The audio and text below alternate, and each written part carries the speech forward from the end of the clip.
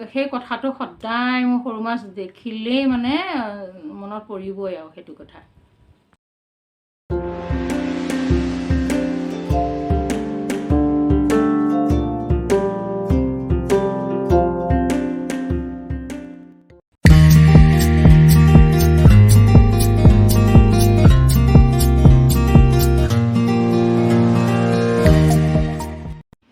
নমস্কাৰ, probhakhurirjuhalলৈ আপোনালোকক স্বাগতম জনালোঁ। আজি আপোনালোকৰ ওচৰলৈ এটা ৰেচিপি দেখুৱাবলৈ আনিছোঁ। সেইটো হৈছে চুকা টেঙাৰ সৈতে সৰু মাছৰ জোল। এয়া সৰু মাছ লৈ ল'লোঁ অলপমান, আৰু এয়া চুকা শাক। এতিয়া এই চুকা শাকখিনি ধুনীয়াকৈ ধুই পখালি আনি কুটি ল'লোঁ। এয়া তাৰপিছত মাছখিনি ধুই পখালি ল'লোঁ। আজি অকণমান বেলেগ ধৰণে বনাম, সেইটো চাই থাককচোন কেনেকৈ বনাম। পানী অলপমান আধা গিলাচ পানী কেৰাহীত গৰম কৰি ল'লোঁ, উতলিলে পানীখিনি। এতিয়া মাছখিনি পানীখিনি দি দিলোঁ।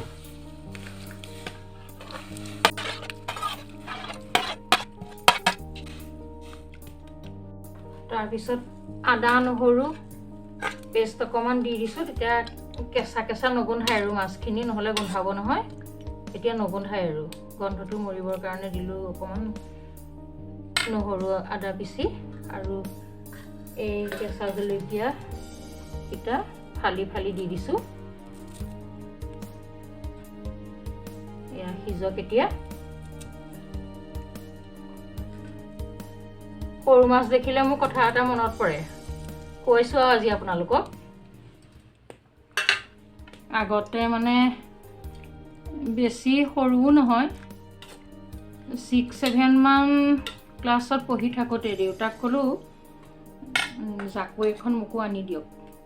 লগৰ ছোৱালীবিলাকে সৰু সৰু জাকৈ লৈ পেলাই ওচৰতে ডোবা এটা আছে, তাত মাছ মাৰিবলৈ যায়। দেউতাই মোক দিলে এখন আনি পেলাই।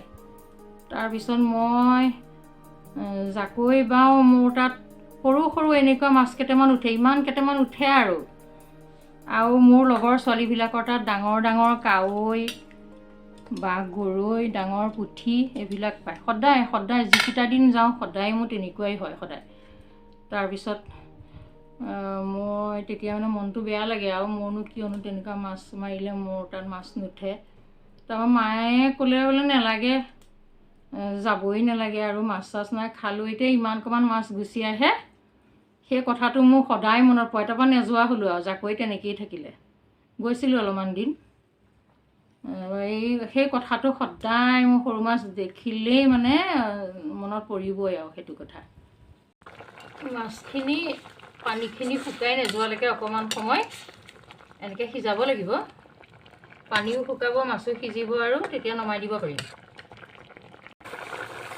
এতিয়া পানীখিনি শুহিছে নহয়, মাছৰ জোখত এতিয়া নিমখ অকণমান এয়া দি দিছোঁ ছটিয়াই।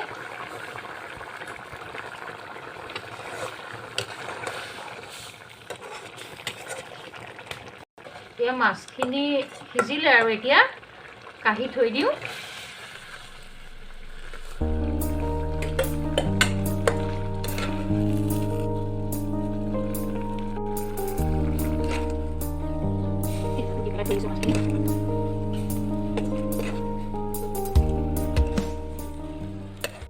এতিয়া এই মাছখিনি তাৰমানে অকণমান পানী থাকোঁতে যে মই টুকি ৰাখিলোঁ, সেইটো কাৰণটো হৈছে কি, মাছখিনি এতিয়া কেঁচমা কেঁচম নগোন্ধায়। আৰু পানীখিনি শুহিলে অকণ গন্ধ এটা থাকে, পানী নুশুহাকৈ মানে টুকি আনিব লাগে অকণমান পানী থাকোঁতে। এতিয়া গন্ধ নাই আৰু খুব ধুনীয়া লাগে খাবলৈ এনেকৈ বনালে। মাছখিনিতো সিজা হৈয়ে গ'ল। এতিয়া আঞ্জাৰ কাৰণে শাকখিনি এতিয়া তৈয়াৰ কৰোঁ। আৰু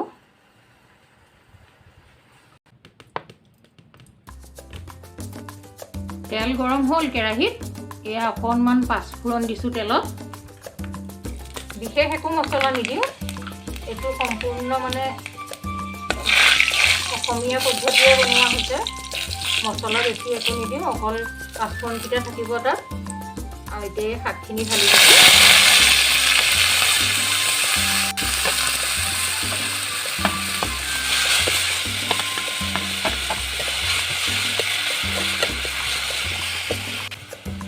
এতিয়া অকণমান হালধি গুড়ি দি দিছোঁ।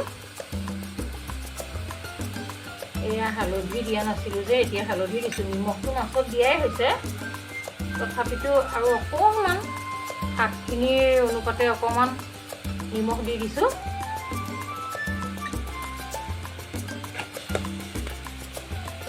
এতিয়া সিজক, অকণমান ঢাকোন মাৰি থৈ দিম, তাৰপৰা সিজি থাকক। ঢাকোন মাৰি দিলোঁ। এতিয়া অকণমান সময় সিজাৰ পিছত তেতিয়াহে আকৌ পানী দিব পাৰিম।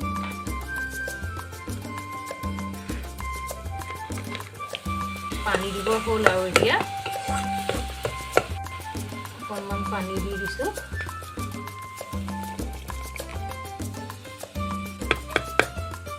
এতিয়া উতলক, আকৌ ঢাকোন মাৰি দিলোঁ আৰু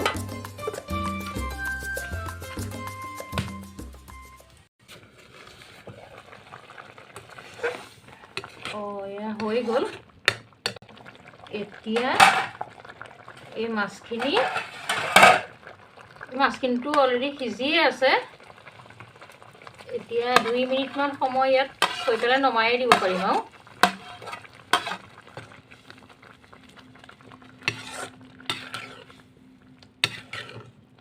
কি সুন্দৰ হৈছে চাওকচোন। খাবলৈ ইমান ধুনীয়া লাগে এইটো পদ্ধতিৰে বনালে। আপোনালোকে তেনেকৈ চুকা শাক কেতিয়াবা এনেকৈ পেলাই খাবলৈ হ'লে এনেকৈ বনাই চাবচোন। মোৰ নিচিনাকৈ বৰ ভাল লাগিব খাবলৈ। 2 মিনিট হৈ গ'ল আৰু এতিয়া মাছখিনি 2 মিনিট ৰাখিলোঁ কেলৈ, চুকাৰ লগত ইয়াৰ গন্ধটো সোমাই গ'ল আৰু গোটেই ৰসখিনিতে মিলি গ'ল। এতিয়া নমাই দিব পাৰোঁ।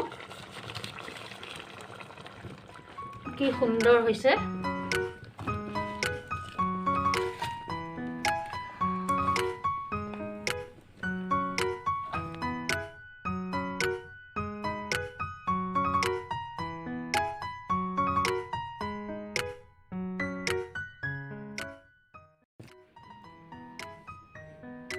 আপোনালোকে আজি মোৰ ভিডিঅ'টো চাই যদি ভাল পালে তেনেহ'লে মোৰ চেনেলটো ছাবস্ক্ৰাইব কৰিব। ধন্যবাদ।